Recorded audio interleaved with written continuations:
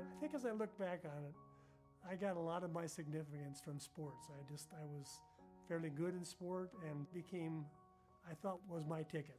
If I can be successful in sport, maybe that'll make me significant in the world that I live in. And I thought if I could just be a national champion in wrestling, my sport was wrestling. If I could just be a national champion, if I can be a national champion, that'll just make me famous, at least for a short while on campus, give me a good social life, probably give me an opportunity to have a good job after I graduate. I think if you'd have known me, you'd have thought I was really happy. But on the inside, I was filled with lots of questions, wondering about what do I really need to do to fill this void in my life. And I had a chance at my school, which was a Division II school, to win the national championship. But you learn quickly that there's nothing older than yesterday's sports page. I mean, I got so excited about being this champion. I walked around in my uniform all evening and people came up and congratulated me, and it was wonderful. But finally I had to go to the locker room and take a shower and take off the uniform. And I'll never forget this.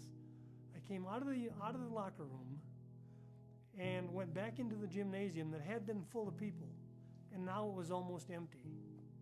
And I thought, oh my goodness, it's already over.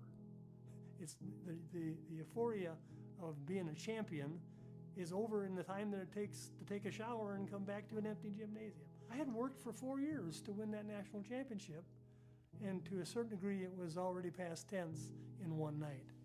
And I remember thinking, is that what it's going to be like the rest of my life? Is that what it's going to be like to set a goal, and in some cases even have the privilege of achieving that goal, and find out that it just doesn't satisfy, that it's like trying to grab a smoke ring. You can see it, but when you try to get a hold of it, it's not really there. And I think there's a lot of people out there like me who get their significance out of how good they are, how famous they are in sport. But the reality in sports is that your career could be over tomorrow with a career-ending injury, or the fact that you're getting older and the coach tells you that it's time for you to retire. And I know from my own experience, and I've seen it in the sports world, that can be devastating because we put all of our eggs in one basket. We're this sports person.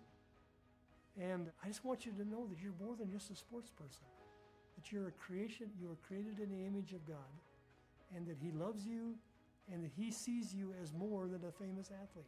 So I just encourage you to develop as a total person. We call it the total athlete. Develop emotionally, physically, spiritually, intellectually, and I love that verse. I'm confident of Him.